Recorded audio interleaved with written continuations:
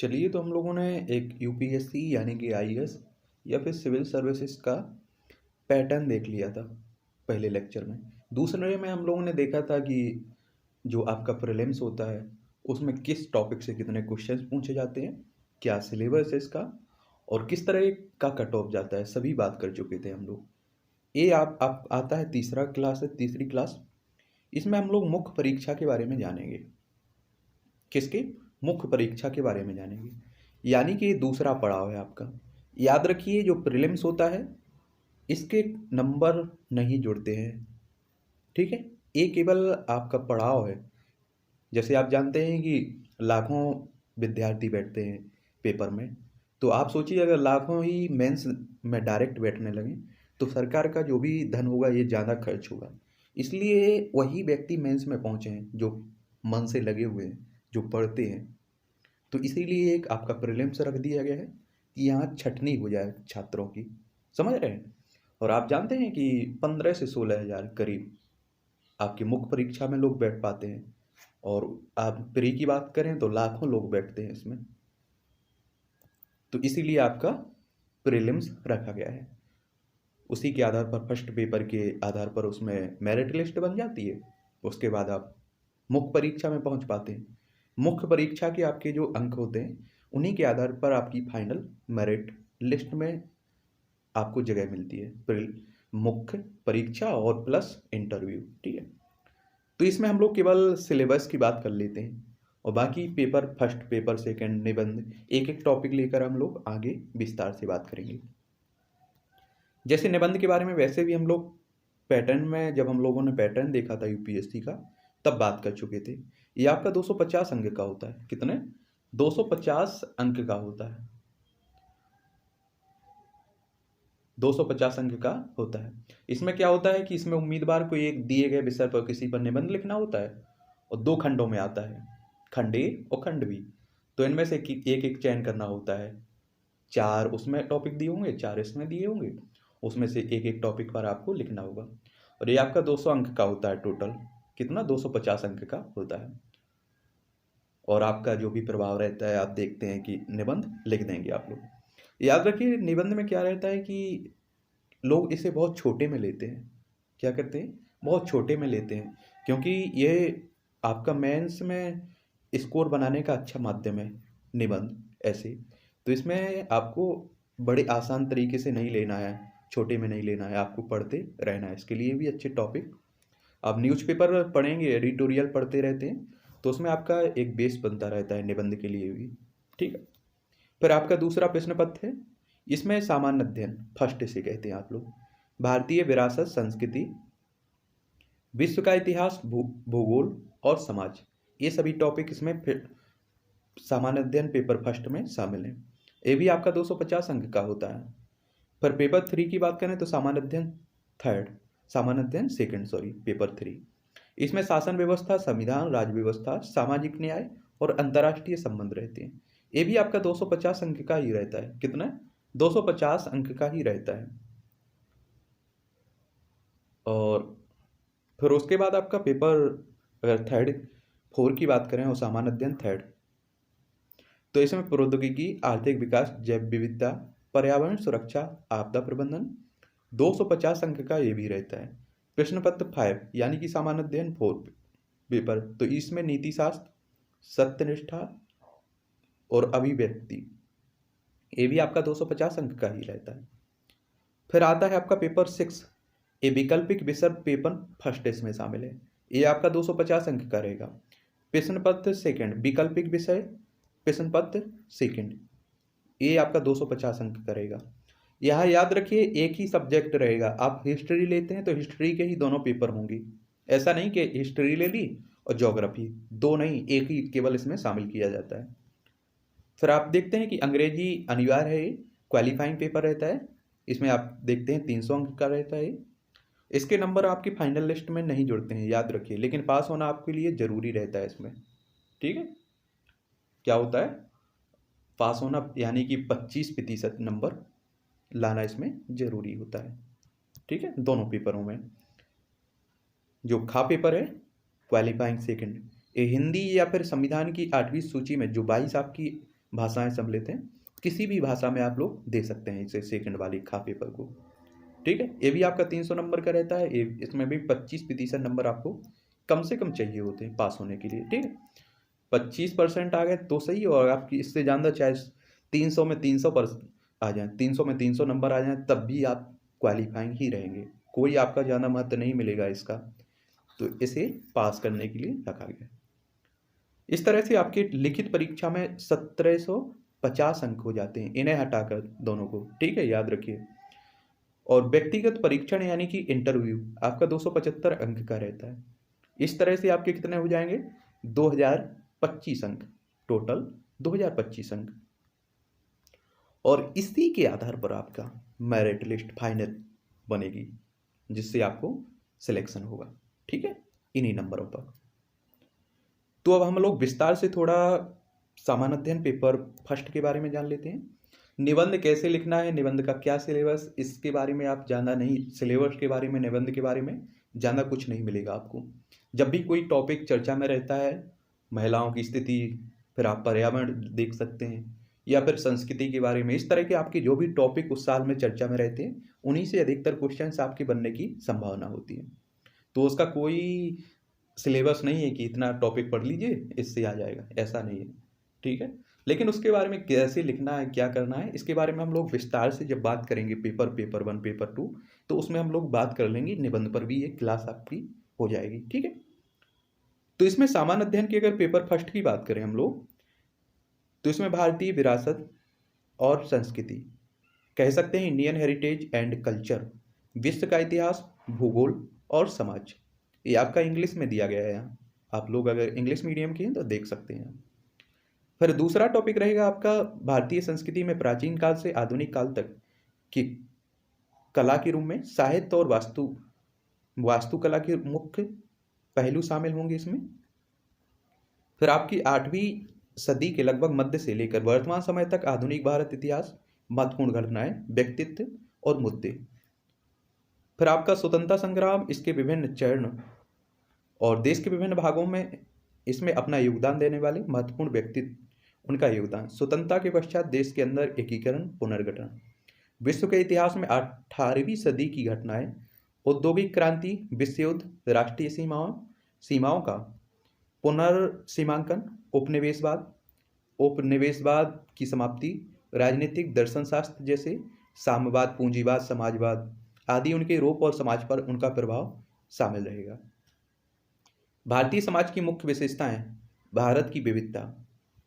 फिर आप देखेंगे कि महिलाओं की, इसमें पूछेगा आगे, महिलाओं की भूमिका और महिला संगठन, जनसंख्या एवं समृद्धि मुद्दे, गरीबी और विकासात्मक मुद्दे, शहरीकरण, उनकी समस्याएं, उनके उपचार, समाधान।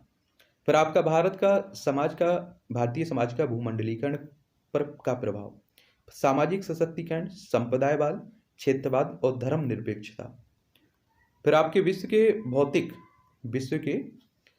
भूगोल की मुख्य विशेषताएं, विश्व भर के मुख्य प्राकृतिक संसाधनों का वितरण, दक्षिण एशिया और भारतीय उपमहाद्वीप को शामिल करते हुए विश्व भारत सहित इसे भारत को भी शामिल करेंगे कि विभिन्न भागों में प्राथमिक, द्वितीयक और तृतीयक क्षेत्रों के उद्योगों की स्थापना करने के लिए जिम्मेदार कारक। फिर आपका भूकंप, सुनामी, ज्वालामुखी, हलचल, चक्रवात आदि जैसी घटनाएं। महत्वपूर्ण भौतिकी घटनाएं, भौगोलिक विशेषताएं, उनके स्थान, अति महत्वपूर्ण भौगोलिक विशेषताएं, जल स्रोत, हिमावरण सहित वनस्पति एवं प्राणी जगत परिवर्तन, और इस प्रकार के परिवर्तनों को इसमें के प्रभाव को शामिल किया जाता है। ये आपका पेपर, जो सामान्य अध्ययन का पेपर फर्स्ट है, इसका सिलेबस है। इतने टॉपिक इससे मिलते जुलते रहेंगे। एक बात हमेशा याद रखिए, आप सिलेबस को, फिर चाहे आपका प्रीलिम्स हो या मेंस हो, इन्हें रट लीजिए। किसी भी तरह से आपको याद होना चाहिए कि कौन सा, जब आप कोई टॉपिक पढ़ते हैं, न्यूज़पेपरों में कहीं आता है, तो आपको मालूम चल जाना चाहिए कि किस पेपर से मिलता जुलता है, यानी कि किस पेपर में से क्वेश्चंस पूछे जा सकते हैं। तो आपको इतना तो अनुभव हो जाना चाहिए। और एक बात यहाँ बोलूँगा कि आप देख रहे होंगे, भारतीय विरासत और संस्कृति, विश्व का इतिहास, भूगोल और समाज। आप समझ रहे हैं यहाँ भारत का इतिहास भी इसमें शामिल है आपका। देखिए, यहाँ भारत का इतिहास भी शामिल है। तो आपसे इतना कहता हूँ कि प्रीलिम्स प्लस मेंस दोनों की तैयारी करेंगे तभी आपका सिलेक्शन होगा फाइनल। हो सकता है प्रीलिम्स आप निकाल दें, लेकिन आप सोचें कि मेंस निकल जाए तो नहीं निकलेगा। तो इसलिए आपको प्रीलिम्स को भी साथ में लेकर चलना है और मेंस को। प्रीलिम्स को आप लोग उस टाइम दो तीन महीने के पहले आप लोग जब पेपर आता है उस टाइम आप मेंस की तैयारी छोड़ दिया करिएगा, उस टाइम आप प्रीलिम्स में लग जाया करिएगा। और इसीलिए आपसे सोचिए कि आपको एनसीईआरटी पढ़ने के लिए कहा जाता है, और याद रखिए बिना एनसीईआरटी पढ़े कुछ नहीं उखड़ेगा। अगर आप गलत फहमी पाल रखे हैं कि बिना एनसीईआरटी पढ़े सिलेक्शन हो जाएगा, मुझे तो नहीं लगता है कि हो जाएगा। एक तरह से इनका एनसीईआरटी का कोई विकल्प नहीं है दूसरा। इसलिए आप एनसीईआरटी पढ़िए। जैसे पॉलिटी का है तो 9-10 इस तरह की आप पॉलिटी पढ़ सकते हैं, यानी कि आप एनसीईआरटी की जो भी किताब है पॉलिटी से संबंधित उसे पढ़ सकते हैं। प्लस एम लक्ष्मीकांत हो गया, या स्पेशल जो भी आपको अच्छी बुक्स लगे उसे पढ़ सकते हैं। बस 2 काफ़ी है मटेरियल। आप सोचें कि 1000 कोचिंग से 1000 नोट्स ले लें और 1000 तरह की बुक्स ले लें, ये सही नहीं है। इतना पढ़िए काफ़ी रहता है। और आप देखेंगे कि कई टॉपिक ऐसे भी हैं जो प्रीलिम्स में भी हैं और मेंस में भी हैं। तो मुझे लगता है कि अगर मेंस को देखते हुए आप लोग तैयारी करेंगे तो आपका प्रीलिम्स अपने आप हो जाएगा। और अगर नहीं होता, देखिए कई बार आपने देखा है कि कई लोगों का प्रीलिम्स भी नहीं होता है, एक बार नहीं कई बार नहीं होता है। तो ये टेंशन मत लीजिए, लगे रहिए, आपको मिलेगी। हाँ? और याद रखिए अपनी तरफ से देते रहिए 100%, जो मिले रिजल्ट जो रहे कम से कम खुशी तो रहेगी अगर आपने 100% उस काम में अपना पूरा मन दिया है, पूरा मेहनत की है। हो या ना हो सिलेक्शन, लेकिन आपके मन में एक संतुष्टि रहती है ज़िंदगी भर। वरना आज से 10 साल बाद आप सोचेंगे कि शायद काश हम ये कर लिए होते। तो एक काश शब्द ज़िंदगी में नहीं रहना चाहिए, मुझे लगता है बहुत दुख देता है। ठीक है, फिर हम लोग दूसरे पेपर की अगर बात करें, सामान्य अध्ययन सेकंड, ये आपका सामान्य अध्ययन सेकंड का विस्तृत पाठ्यक्रम।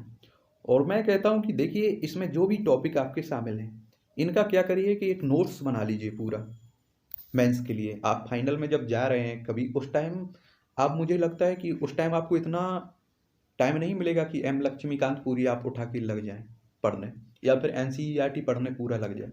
तो उस समय के लिए पूरा इन सभी टॉपिक्स को सम्मिलित करके नोट्स हर पेपर से संबंधित बनाइए।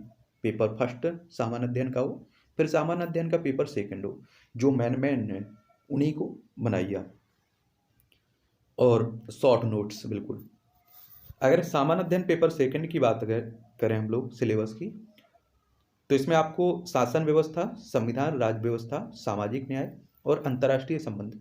अब आप देख रहे होंगे कि शासन व्यवस्था, संविधान, राज्य व्यवस्था, ये सभी तो आपकी प्रीलिम्स में भी तो थे, और यहाँ अगर आप विस्तार से पढ़ लेते हैं तो प्रीलिम्स में भी आपका कवर हो जाएगा। इसमें आप देखेंगे कि भारतीय संविधान हो गया, ऐतिहासिक आधार, विकास, विशेषताएं, संशोधन, महत्वपूर्ण प्रावधान, बुनियादी संरचना इसमें शामिल है। संघ राज्य, राज्यों के कार्य, उत्तरदायित्व, संघीय ढांचे से संबंधित विषय, चुनौतियां, स्थानीय स्तर पर शक्तियां, वित्त का हस्तांतरण, उनकी चुनौतियां। स्थानीय स्तर का की शक्तियां यानी कि इसमें पंचायतें भी आपकी आ जाएंगी। ठीक है, फिर आप देखेंगे कि भारतीय संवैधानिक योजना की अन्य देशों के साथ तुलना भी बात करेंगे। संसद और राज्य विधायिका, इसमें आप देखेंगे संरचना, कार्य संचालन, शक्तियां, विशेष अधिकार, इनसे उत्पन्न होने वाले मुद्दे भी देखेंगे। ठीक है, फिर आप देखेंगे कि कार्यपालिका, न्यायपालिका की संरचना, संगठन, कार्य और सरकार के मंत्रालय, विभाग, प्रभावक समूह, औपचारिक अनौपचारिक संघ, शासन प्रणाली में उनकी भूमिका क्या है। फिर आपके विभिन्न घटकों के बीच शक्तियों का पृथक्करण, विवाद निवारण तंत्र और संस्थान, जनप्रतिनिधित्व अधिनियम की कुछ महत्वपूर्ण विशेषताएं भी देखेंगे। विभिन्न संवैधानिक पदों पर नियुक्ति और विभिन्न संवैधानिक निकायों की शक्तियों, कार्य, उत्तरदायित्व, पर सांविधिक विनियामक और विभिन्न अर्धन्यायिक निकाय भी देखेंगे। सरकारी नीतियों विभिन्न क्षेत्रों में विकास के लिए हस्तक्षेप, उनके अभिकल्पन तथा क्रियान्वयन के कारण उत्पन्न मुद्दे भी देखेंगे। फिर आपकी विकास प्रक्रिया, विकास उद्योग, गैर सरकारी संगठनों, स्वयं सहायता समूहों, विभिन्न समूहों, संघ, दानकर्ताओं, लोकोपकारी संस्थाएं, संस्थागत और अन्य पक्षों की भूमिका भी देखेंगे। फिर आपकी केंद्र और राज्यों द्वारा जनसंख्या के अति संवेदनशील वर्गों के लिए कल्याणकारी योजनाएं, इन योजनाओं का कार्य निष्पादन इन अति संवेदनशील वर्गों की रक्षा एवं बेहतरी के लिए गठित तंत्र, विधि, संस्थान एवं निकाय। उसके बाद आप स्वास्थ्य, शिक्षा, मानव संसाधनों से संबंधित सामाजिक क्षेत्र, सेवाओं के विकास और प्रबंधन से संबंधित मुद्दे देखेंगे। फिर आपका रहेगा एक टॉपिक गरीबी और भुखमरी से संबंधित मुद्दे भी रहेंगे इसमें। ठीक है। उसके बाद शासन व्यवस्था, पारदर्शिता, जवाबदेही के महत्वपूर्ण पक्ष, ई गवर्नेंस, अनुप्रयोग, मॉडल, सफलताएं, सीमाएं, संभावनाएं, नागरिक घोषणा पत्र, पारदर्शिता, जवाबदेही और संस्थागत एवं अन्य उपाय इसमें शामिल रहेंगे।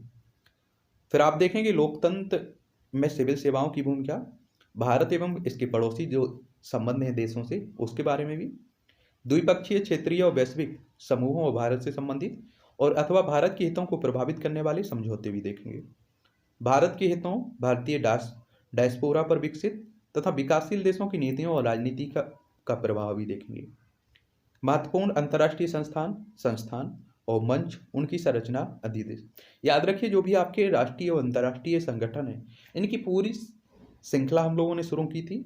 फिर चाहे WHO, फिर चाहे आपकी भारतीय जो संस्थान है, चाहे वित्त आयोग हो गया, चाहे आपका संघ लोक सेवाएं हो गया, इन सब के बारे में हम लोग एक विस्तार से पढ़ चुके हैं आपका IAS को ध्यान में रखते हुए, सिविल सर्विस को। तो महत्वपूर्ण संगठनों के नाम से आपकी प्लेलिस्ट सूची है, उसी में सभी संगठन डले हुए हैं। तो इस तरह से आपका पेपर जो सेकंड है सामान्य अध्ययन का कवर हो जाता है। इतना कहूँगा मैं कि आप सिलेबस प्लस कम से कम 5 से 6 साल लास्ट के पेपर आप लोग अपने पास रखिए और उन्हें देख लीजिए, 1 से 2 बार पढ़ लीजिए और अच्छे से मतलब आपको अंदाजा हो जाएगा कि किस टॉपिक से कितने क्वेश्चंस पूछे जा रहे हैं। और आप प्रीलिम्स में भी यही कह सकते हैं कि सिलेबस प्लस 5 से 6 साल क्वेश्चंस पेपर अपने पास रखिए और इन्हें 1 से 2 बार नहीं, जब भी टाइम आपको फ्री टाइम मिले पढ़ते रहिए। और कोई भी परीक्षा, किसी भी दुनिया की कोई भी परीक्षा की तैयारी कर रहे हैं, उसका सिलेबस और ओल्ड क्वेश्चंस पेपर आपके हाथ में होना जरूरी है, तभी आप, मुझे लगता है कि बेहतर तैयारी कर पाएंगे। अब हम चलते हैं प्रश्न पत्र 4 की तरफ, यानी कि 4, और सामान्य अध्ययन पेपर 3 है। याद रखिए हम आगे चल के एक एक करके सभी पेपरों को देख लेंगे। हिंदी, फिर चाहे आपका क्वालिफाइंग इंग्लिश हो, निबंध हो, ऑप्शनल हो, इनको हम अलग अलग करके एक एक करके देखेंगे। ठीक है, विस्तार से, बहुत लंबी क्लास रहेगी वो। इसमें केवल एक सिलेबस बता देता हूँ कि ये पूछा जाता है थोड़ा विस्तार से। सामान्य अध्ययन पेपर अगर 3 की बात करें तो इसमें प्रौद्योगिकी, आर्थिक विकास, जैव विविधता, पर्यावरण सुरक्षा, आपदा प्रबंधन। अब आप देख रहे होंगे यहाँ जैव विविधता, पर्यावरण, आपदा प्रबंधन, ये आपका प्रीलिम्स में भी था। आर्थिक विकास आपका प्रीलिम्स में भी है। प्रौद्योगिकी से भी आपके क्वेश्चंस प्रीलिम्स में भी पूछे जाते हैं, तो आप इसे अच्छे से पढ़ सकते हैं। इसमें आप क्या क्या देखेंगे? भारतीय अर्थव्यवस्था और योजना संसाधनों को जुटाने, प्रगति, विकास और रोजगार से संबंधित मुद्दे रहेंगे। फिर आपका समावेशी विकास, इससे उत्पन्न मुद्दे, सरकारी बजट, फिर आपकी मुख्य फसलें, देश के विभिन्न भागों में फसलों का प्रतिरूप, सिंचाई के विभिन्न प्रकार एवं सिंचाई प्रणाली, कृषि उत्पाद का भंडारण, परिवहन, विपणन संबंधित मुद्दे और बाधाएं, किसानों की सहायता के लिए ई प्रौद्योगिकी। फिर आपका प्रत्यक्ष एवं अप्रत्यक्ष कृषि सहायता, न्यूनतम समर्थन मूल्य से संबंधित विषय, जन वितरण प्रणाली उद्देश्य कार्य, सीमाएं सुधार, बफर स्टॉक तथा खाद्य सुरक्षा और संबंधी मुद्दे, प्रौद्योगिकी मिशन, पशुपालन संबंधी अर्थशास्त्र। भारत में खाद्य प्रसंस्करण एवं संबंधित उद्योग कार्य क्षेत्र या महत्व, स्थान, ऊपरी और नीचे की अपेक्षाएं, आपूर्ति श्रृंखला प्रबंधन। भारत में भूमि सुधार के बारे में भी इसमें शामिल है। उदारीकरण का अर्थव्यवस्था पर क्या प्रभाव पड़ा है, उस पर के वो भी टॉपिक शामिल है इसमें। औद्योगिक नीति में परिवर्तन, औद्योगिक विकास पर इनका प्रभाव क्या है, उस पर भी बात करेंगे हम लोग आगे विस्तार से, बहुत अच्छे से देखेंगे। बुनियादी ढांचा, ऊर्जा, बंदरगाह, सड़क, विमानपत्तन, रेलवे। निवेश मॉडल, विज्ञान एवं प्रौद्योगिकी विकास एवं अनुप्रयोग और वो रोजमर्रा के जीवन पर इसका प्रभाव क्या है, उस पर भी बात करेंगे हम लोग आगे अच्छे से। विज्ञान और प्रौद्योगिकी में भारतीयों की उपलब्धियां, देशज रूप से प्रौद्योगिकी का विकास और नई प्रौद्योगिकी का विकास। सूचना प्रौद्योगिकी, अंतरिक्ष, computer, robotics, nano technology, biotechnology और बौद्धिक संपदा अधिकारों से संबंधित विषयों के संबंध में जागरूकता। संरक्षण, पर्यावरण प्रदूषण और संरक्षण, पर्यावरण प्रभाव का आकलन, ये सभी शामिल रहेंगे। आपदा और आपदा प्रबंधन से संबंधित टॉपिक भी इसमें शामिल रहेंगे। याद रखिए, अगर आप लोग बड़े मन से तैयारी करते हैं तो आप एक इस तरह से आप इंसान बन जाएंगे कि मुझे नहीं लगता है कि आप जिंदगी में असफल रहेंगे। अगर आप सिलेक्शन भी नहीं पाते हैं फिर भी आप सफल ही कहलाएंगे, क्योंकि आपके पास इतना नॉलेज आ जाएगा इससे पढ़कर, इसकी तैयारी के दौरान, कि आप कोई भी काम कर सकते हैं यार। कभी हार मत मानिए कि आपका सिलेक्शन नहीं हुआ तो आप डिप्रेशन में चले गए या कुछ और उल्टा सीधा कर बैठे। ये मत करिए। हमेशा आपके पास अगर अच्छे से तैयारी करते हैं और 100% देते हैं आप, तो मुझे लगता है कि सिलेक्शन हो जाएगा। अगर नहीं होता है तो आपके पास 1000 ऑप्शन खुल जाते हैं। इसलिए बिल्कुल फ्री होकर दिमाग को तैयारी करिए। विकास और फैलते उग्रवाद के बीच संबंध, आंतरिक सुरक्षा के लिए चुनौती उत्पन्न करने वाले शासन विरोधी तत्वों की भूमिका, जैसे नक्सलवादी हो जाते हैं, इनके बारे में। संचार नेटवर्क के माध्यम से आंतरिक सुरक्षा को चुनौती और आंतरिक सुरक्षा चुनौतियों में मीडिया और सामाजिक नेटवर्किंग साइटों की भूमिका। साइबर सुरक्षा की बुनियादी बातें, धन शोधन और इसे रोकना। सीमावर्ती क्षेत्रों में सुरक्षा चुनौतियां, उनके प्रबंधन संबंधी, संगठित अपराध और आतंकवाद के बीच संबंध, विभिन्न सुरक्षा बल और संस्थाएं, उनके अधिदेश। तो ये आपका तीसरा पेपर है। याद रखिए, एक बात और बोलूंगा, अगर आपके क्वेश्चंस पे और भी क्वेश्चंस हैं तो आप या तो जीमेल पर सेंड कर सकते हैं या फिर आप फेसबुक पेज पर, बस 2 ही जगह अगर सेंड करेंगे तो मुझे बेहतर, मैं आपका जवाब दे पाऊंगा। ठीक है, तो आप फेसबुक पेज पर अगर कोशिश करें तो मुझे लगता है कि हम 1 से 2 दिन में 24 घंटे से 48 घंटे के बीच आपके क्वेश्चंस हम तक पहुंच जाएंगे। ठीक है, और उनके जवाब देंगे हम लोग। अभी भी कई क्वेश्चंस आपके बने हुए हैं, तो सोच रहा हूँ कि एक ऐसा ही पूरी क्लास सेपरेट लूँ कि जिसमें आपके क्वेश्चंस हों और मेरे जवाब हों। उसमें कोई सिलेबस की बात ना, इस तरह की नहीं, और जो नॉर्मल क्वेश्चंस हैं उन पे हम लोग बात करेंगे विस्तार से। फिर आप पेपर 5 है और ये सामान्य अध्ययन 4 पेपर है। ठीक है, इसमें देखेंगे सामान्य अध्ययन पेपर 4 में नीति शास्त्र, सत्यनिष्ठा और अभिरुचि। एक तरह से इसे आप लोग इथिक्स का पेपर कह देते हैं। क्या कह देते हैं? इथिक्स। तो इसमें क्या क्या देखेंगे? नीति शास्त्र, मानवीय सह संबंध, मानवीय क्रियाकलापों में नीति शास्त्र का सार तत्व, इसके निर्धारण और परिणाम, नीति शास्त्र के आयाम, निजी और सार्वजनिक संबंधों में नीति शास्त्र, मानवीय मूल्य, महान नेताओं, सुधारकों और प्रशासकों के जीवन और तथा उनके उपदेशों से शिक्षा मूल्य विकसित करने में परिवार, समाज और शैक्षणिक संस्थाओं की भूमिका देखेंगे। याद रखिए, पेपर 4 है, जो मुझे लगता है कि इस तरह से आपको बड़े इंटरेस्टिंग से, मतलब अच्छा लगेगा। आपको एक अधिकारी बनाने के लिए पेपर 4 ही महत्वपूर्ण रहता है सबसे अधिक, कि आप में मानवता किस तरह से होनी चाहिए, या नहीं, ऐसा नहीं होना चाहिए कि आप में भावनाएं बिल्कुल ही खत्म हो जाए। हो सकता है कि आपको कहीं भावनाओं की ज़रूरत पड़ जाए, कहीं आपको बिना भावनाएं रखते हुए किसी के प्रति निर्णय लेने पड़े। तो इस तरह के आपके मुद्दे रहते हैं, बड़ा इंटरेस्टिंग रहता है। आप लोग पढ़ के देखिए, बढ़िया रहेगा। अभिव्यक्ति, विषय वस्तु, संरचना, विकार, विचार, आचरण के परिप्रेक्ष्य में इसका प्रभाव और संबंध, नैतिक और राजनीतिक अभिव्यक्ति, सामाजिक प्रभाव और धारणा, सिविल सेवा के लिए अभिरुचि तथा बुनियादी मूल्य, सत्यनिष्ठा, निष्पक्षता तथा गैर तरफदारी, वस्तुनिष्ठता, सार्वजनिक सेवा के प्रति समर्पण भाव, कमजोर वर्गों के प्रति सहानुभूति, सहिष्णुता, संवेदना। फिर आपका है भावनात्मक समझ, अवधारणाएं, प्रशासन और शासन व्यवस्था में उनके उपयोग और प्रयोग, भारत तथा विश्व के नैतिक विचारों और दार्शनिकों के योगदान, यानी कि आपको दार्शनिकों के बारे में पढ़ने का मौका मिलेगा इसमें। फिर लोक प्रशासन में लोक सिविल सेवा, मूल्य, नीति शास्त्र, स्थिति, समस्याएं, सरकारी तथा निजी संस्थाओं में नैतिक चिंताएं, दुविधाएं, नैतिक मार्गदर्शन के स्रोतों के रूप में विधि, नियम, विनियमन तथा अंतरात्मा, जवाबदेही और नैतिक शासन व्यवस्था में नीति परक, नैतिक मूल्यों का सुदृढ़ीकरण, अंतर्राष्ट्रीय संबंधों और निधि व्यवस्था में नैतिक मुद्दे, कॉरपोरेट शासन व्यवस्था शामिल है। अगर आप पेपर 4 को पढ़ लेते हैं तो इसमें मैं इतना कह सकता हूँ कि एक बेहतर इंसान बनने में आप कामयाब हो जाएंगे। और आप हकीकत में ज़िंदगी क्या होती है, इंसान क्या होता है, क्या उसका उद्देश्य है जीने का, क्या जन्म का, मुझे लगता है इससे पता चल जाएगा आपको। क्योंकि आपको उन लोगों के, महान लोगों के बारे में बताएगा जो कुछ ना कुछ करके गए हुए हैं।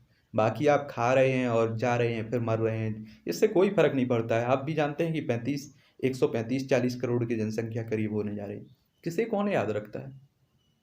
तो मुझे नहीं लगता है कि जीवन, अगर व्यक्ति को का जन्म मिला हुआ है तो उसका कुछ उद्देश्य तो होना चाहिए। ऐसा नहीं कि अपना शादी की उम्र गए, एक बस अपना अपना पेट भरते हुए चले गए। तो कुछ उद्देश्य रख के तो भगवान ने जन्म दिया होगा। आज गाय को देखेंगे आप, भैंस को देखिए, किसी भी पशु को देखिए, अपना धर्म निभाता है। लेकिन हम इंसान अधिकतर अपना धर्म नहीं निभाते। गाय को आप खिलाते हैं, कुत्ते को आप घर में पालते हैं, गाय आपके लिए दूध देती है, कुत्ता आपकी सुरक्षा करता है, अपना धर्म तो निभा रहा है, समझ रहे हैं। लेकिन हम अपना धर्म बिल्कुल तरह से भूल चुके हैं। इसमें आप देखेंगे शासन व्यवस्था में ईमानदारी, लोक सेवा की अवधारणा, शासन व्यवस्था और ईमानदारी, दार्शनिक आधार, सरकार में सूचना का आदान प्रदान, पारदर्शिता, सूचना का अधिकार, नीतिपरक आचार संहिता, आचरण संहिता, नागरिक घोषणा पत्र, कार्य में संस्कृति, सेवा प्रदान करने की गुणवत्ता, लोक निधि का उपयोग, भ्रष्टाचार की चुनौतियां, ये सभी आप देखेंगे। याद रखिए, आप देखते हैं कि एक अधिकारी बन रहे हो आप लोग, तो आप में इंसानियत तो होना चाहिए। यानी कि ये नहीं कि आप अगर अधिकारी बन चुके हैं तो आप किसी से भी उल्टा सीधा बोलिए। बैंक में आप जाते हैं, कोई गरीब आदमी लाइन में लगा हुआ है, तो आप देखते हैं कि मैनेजर या फिर जो भी स्टाफ होता है किस तरह से बुरी तरह से चिल्लाता है। और भी आप देखते हैं पुलिस वालों को देखिए, कितनी बुरी तरह से बर्ताव करते हैं। तो आपके लिए यही तो कहा जाता है कि ईमानदारी से अपनी ड्यूटी निभाइए, और एक आप में इंसानियत तो होनी चाहिए। आप इतना पढ़ के जा रहे हैं, तभी तो आपके लिए इतना पढ़ने के लिए कहा जा रहा है, वरना 10वीं पास करते हैं और आपको नहीं भेज दिया जाता पुलिस वालों की तरह, लीजिए IAS बन चुके हैं आप लोग। इतना पढ़ने का उद्देश्य मैन यही है कि आप सबसे बेहतर रहें, क्योंकि आपको कोई थाना नहीं संभालना है, किसी को गाली नहीं देनी है, कोई आपको जिला संभालना है। और हो सकता है कि आपको राजदूत बनाकर कहीं विदेश में भी भेज दिया जाए, या फिर आपको किसी ऐसा मतलब जो भी विभाग हो उसे भी संभालने की जिम्मेदारी दे दी जाए। तो आपके पास उस संभालने की मतलब उतनी, एक तरह से आप कहें, औकात तो होना चाहिए। आप देखते हैं कि कई लोगों को, देखिए, आपकी औकात के हिसाब से सब कुछ होता है। अब आपको मालूम चला कि फॉर्च्यूनर में बैठा दिया और आपकी औकात नहीं है गाड़ी लाए, तो फिर कहाँ से, मुझे नहीं लगता है कि आप एडजस्ट कर पाएंगे। तो इसीलिए आपको सलाह दी जाती है ये सभी पढ़ने के लिए। इतना ना सोचिए आप लोग कि मुझे लगता है कि विद्वान बन जाते होंगे, इतना पढ़ते पढ़ते हम लोग बन जाते हैं, क्या विद्वान बन जाते हैं। इतना आपके लिए कोई भी काम, मुझे नहीं लगता है कि कोई काम आपका छूटता है।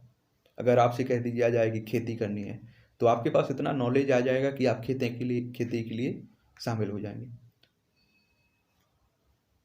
इसके बाद आप उपयुक्त विषयों पर केस स्टडी भी, संबंधी अध्ययन भी करेंगे, यानी कि फैसला लेते रहते हैं कि इस तरह में क्या होना चाहिए, आपके पास से इस तरह की समस्याएं हैं तो इस तरह से किस तरह से आप इसमें मतलब अपना निर्णय लेंगे। इस तरह से सभी उपयुक्त विषयों पर, मतलब ऊपर जो भी आपने देखा है, इन्हीं से संबंधित आपकी केस स्टडी होंगे, संबंधित हैं।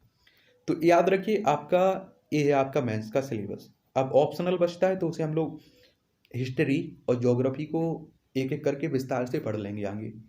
और याद रखिए, प्रीलिम्स के आपके 2011 से लेकर 2019 तक के क्वेश्चंस पेपर सॉल्व कर चुका हूँ। याद रखिए आपको उन्हें एडजस्ट करना है किसी भी तरह से, क्योंकि वो पेपर उस समय लगाए गए थे जब मैंने बहुत ही ज़्यादा मुझे नॉलेज नहीं था और बहुत मतलब ठीक ठाक स्थिति में थे, तो इसलिए आपको ज़्यादा वहाँ विस्तार से नहीं बताया गया है, तो आप उसे एडजस्ट कर लें, ठीक है। क्योंकि आप देखते हैं कि अगर विस्तार से अगर उनके क्वेश्चंस पेपरों के आंसर बताए जाएं तो कम से कम 2 से 3-4 घंटे एक क्वेश्चंस पेपर के लिए चाहिए होंगे। कितने? 3 से 4 घंटे। लेकिन वहाँ आपके आंसर बता दिए गए हैं कि इस पेपर का ये आंसर है, इसका ये है, थोड़ा विस्तार से भी बता दिया गया है जहाँ ज़रूरत पड़ी, तो आप उन्हें एडजस्ट कर सकते हैं। अब हम इसमें क्या करेंगे कि आपका प्रीलिम्स के लिए तो एक टेस्ट सीरीज चला देंगे, मॉक टेस्ट, ठीक है।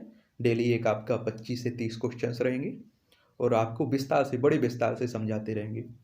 उसके बाद प्रीलिम्स आपके पूरे क्वेश्चंस पेपर लगवा दिए गए हैं, लगभग आपका हो गया है यार, वहाँ से आप देख सकते हैं। उसके बाद अगर नहीं है तो आप दृष्टि आईएएस आपकी सॉल्व क्वेश्चंस करके पुस्तक बेचती है, उसकी भी ले सकती है, या फिर अन्य भी आप देख सकते हैं अपने हिसाब से। अब बची है आपकी मेंस, तो उसमें हम लोग, और याद रखिए आपकी एनसीईआरटी कवर कर चुका हूँ, तो एनसीईआरटी पूर्ण कवरेज के नाम से जो प्लेलिस्ट सूची है उसमें सभी डली हुई हैं। संगठन भी आपके कवर हो चुके हैं लगभग लगभग। अब जो बाकी का मटेरियल बचता है उसे हम लोग, अब इन्हें हम लोग एक किताब, किसी बेहतर टेक्स्ट बुक को लेकर इन सभी को टॉपिक बाय टॉपिक ख़त्म करने की कोशिश करेंगे कुछ टाइम बाद, ठीक है। मुझे लगता है कि इतना मटेरियल अभी टेलीग्राम पर देख लीजिए, फिर चाहे आपका यहाँ आप जहाँ देख रहे हैं, इतना उपलब्ध करा चुका हूँ कि आपके पास कोई कमी नहीं रहेगी। एमपीपीएससी हो फिर चाहे यूपीपीसीएस हो, इन्हें आप लोग घर बैठकर आराम से निकाल सकते हैं। जो भी पीडीएफ होती हैं वो टेलीग्राम पर दे दी जाती है और आपको ये 1 रुपया खर्च करने की ज़रूरत नहीं है। अब यूपीपीसीएस के देखिए पूरे 2011-12 से लेकर 2019 तक के सभी पेपर आपके सॉल्व करवा दिए गए हैं। एमपीपीएससी का जो अपडेट हुआ है सिलेबस में, उस पर भी हम लोग बात कर चुके हैं। उसमें भी आपके देखेंगे आप क्वेश्चंस पेपर 7 से 8 साल के सभी क्वेश्चंस पेपर लगवा दिए गए हैं। उत्तर प्रदेश सामान्य अध्ययन पूरा आपका कवर करवा दिया गया है और आप देखेंगे कि एमपी मध्य प्रदेश सामान्य ज्ञान भी पूरा कवर करवा चुका हूँ। हिस्ट्री, भूगोल, संविधान, अर्थव्यवस्था, विज्ञान, सभी ये आपके मतलब लूसेंट एक आपकी बुक्स आती है, उसी के आधार पर मतलब सभी विषय सम्मिलित किए जाते हैं, उसी के आधार पर एक विस्तार से लूसेंट आपका बहुत शॉर्ट में दिया जाता है, लेकिन मैंने विस्तार से आपके इन सभी सब्जेक्टों को कवर करवा दिया है, ठीक है। मुझे नहीं लगता है कि आपका, अगर आप कोई प्रीलिम्स देते हैं या 1 डे एग्जाम देते हैं तो उससे आपके क्वेश्चन सभी बन जाएंगे, कोई भी नहीं छूटेगा। अब बचता है सिविल सर्विस की, अगर प्रीलिम्स की बात करूं तो इसके लिए आपको एनसीईआरटी पढ़ना जरूरी है, क्योंकि आप देखते हैं कि उसके क्वेश्चंस पेपर अलग तरह से आते हैं क्वेश्चंस। और मेरा यहाँ मतलब जो आपके क्वेश्चंस पेपर लगवाए गए हैं वहाँ मेरा कोई उद्देश्य ज़्यादा नहीं था। मेरा उद्देश्य इतना था कि आपको मालूम तो होना चाहिए कि 7 से 8 साल मैं क्वेश्चंस पेपर डाल देता हूँ, तो उन्हें देखकर आपको पता तो होना चाहिए कि इस तरह से क्वेश्चंस पूछे गए हैं अभी तक। इतना ही आपको पता तो हो जाना चाहिए। आंसर तो आप कहीं भी से, मुझे भी पता है कि आप आंसर कहीं से भी ढूंढ लेंगे और एडजस्ट कर लेंगे, लेकिन वहाँ मैंने बताया कि इस तरह से क्वेश्चंस आते हैं कि आपके किस तरह के क्वेश्चंस बनते हैं, कैसे बनते हैं। 1 डे एग्जाम और पीसीएस या फिर यूपीपीसीएस, एमपीपीएससी, इनमें सब में मतलब क्या अलग है उस सब के बारे में आपको पता चल जाएगा। 7 से 8 साल के क्वेश्चंस पेपर देखिए, आप बहुत कुछ जान जाएंगे उसमें, ठीक है। और पूरा सिलेबस आपका टेलीग्राम पर डाल दूंगा, या फिर आप कहीं से भी डाउनलोड करके अपने पास रख लीजिए, प्रिंट आउट निकलवा सकते हैं, ठीक है।